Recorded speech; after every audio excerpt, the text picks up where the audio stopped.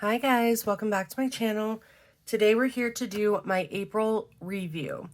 And this makes me slightly nervous because this is like the first,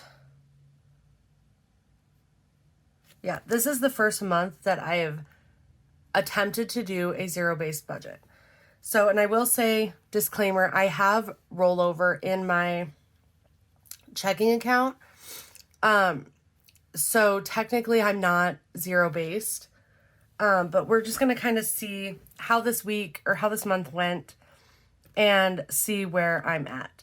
So first thing I wanted to mention, I ended up making $357.34 more than I expected, which that is about the amount of my vacation pay that I normally get every year. But this amount was including that. So I did have a lot more hours this month, which is great. I keep trying to flip to March because it's right there. So let's add in the delivery income. First, if you're new here, this is how I track my expenses. These stickers are all mine. They're in my shop. There's a link below. But I use green for income, gray for like the regular monthly bills, this dark teal for fuel or car expenses, yellow for groceries, blue for household, this lighter orange for eating out, turquoise for other budgeted items. For me, that's like we get our cat food delivered, and to me, that's an other budgeted item. Or if I plan for things with my paycheck, but I don't have a line item for it in my budget.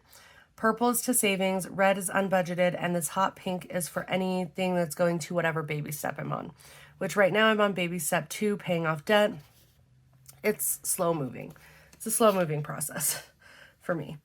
So let's just quick add up my delivery income. So we have 39.26, 49.42, and 15.50, which if you guys watched my setup, you know that I was budgeting for a lot more than that. I was budgeting for 500, so I got 104.18, which put me $395.82 under what I expected. And then other income, I'm going to count this rollover and then this cash back, because the cash back immediately, it's from my Discover debit card. Yes, cash back on a debit card. So if you like cash back rewards, go get a Discover checking account.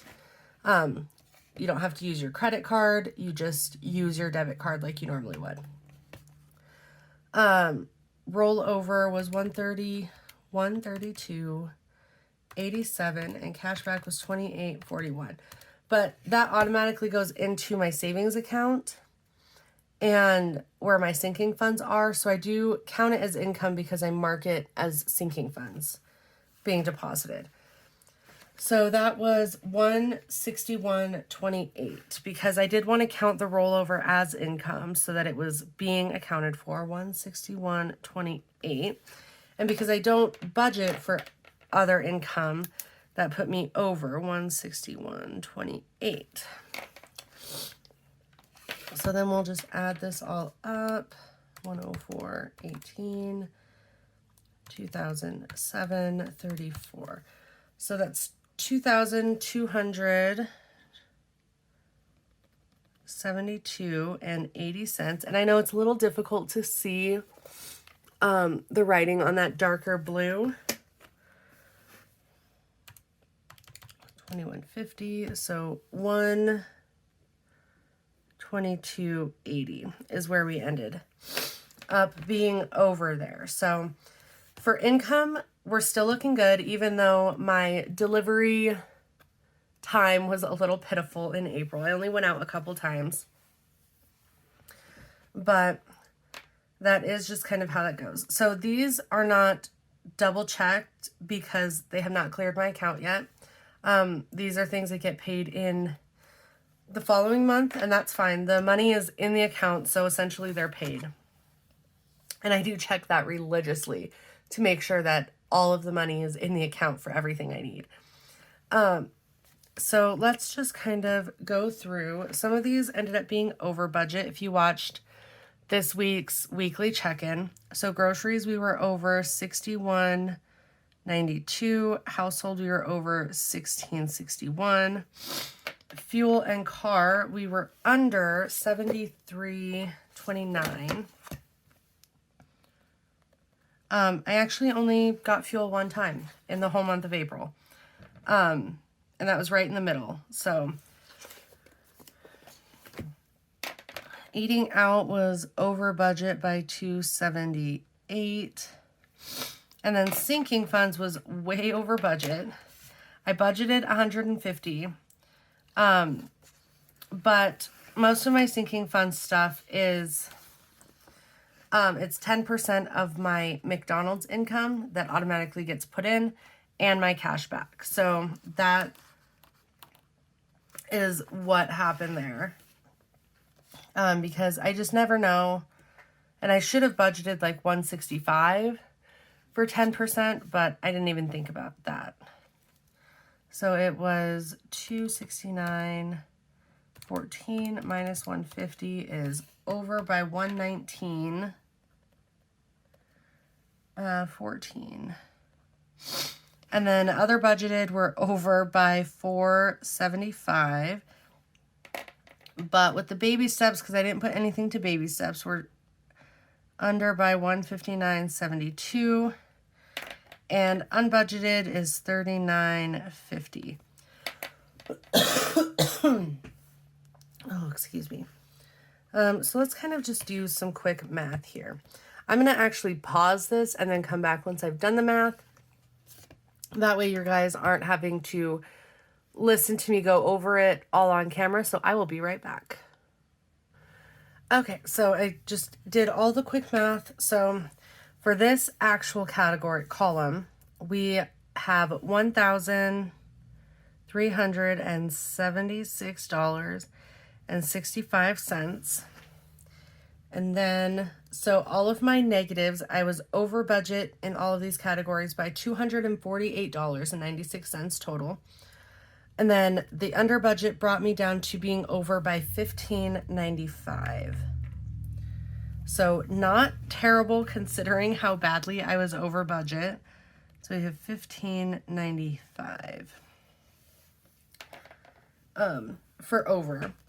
So let me just do a little bit more quick math. So I have 2,272.80 minus 789.3 minus 1,376.65.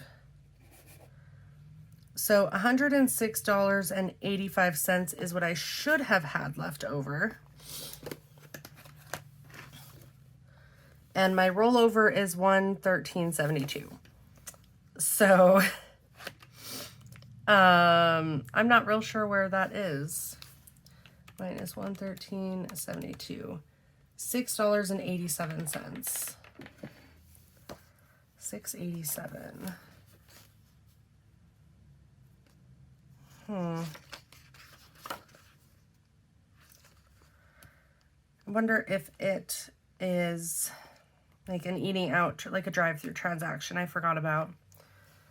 This happened to me last month also, although I will take $6.87 versus the $35.98 transaction I had to find from March. So I will let you guys know in May's first weekly check-in if I locate that transaction, or whatever it is, whatever happened. And I will let you know. But otherwise, not too bad.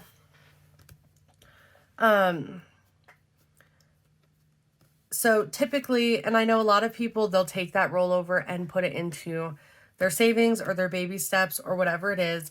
But because my next paycheck won't actually be until the 10th of May, I like to keep that rollover for things like, I keep the rollover in my account for things like groceries, fuel, whatever I might need during that 10-day waiting time. So we're just going to leave that, and then that's just kind of how it goes every month.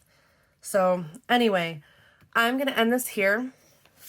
I will for sure let you guys know if I find that transaction, because this, let's see. I'm just going to put missing $6.87. Okay. But I will definitely let you guys know if I find out where that $6.87 is. And I will see you guys in my next video. Thanks for watching. Bye, guys.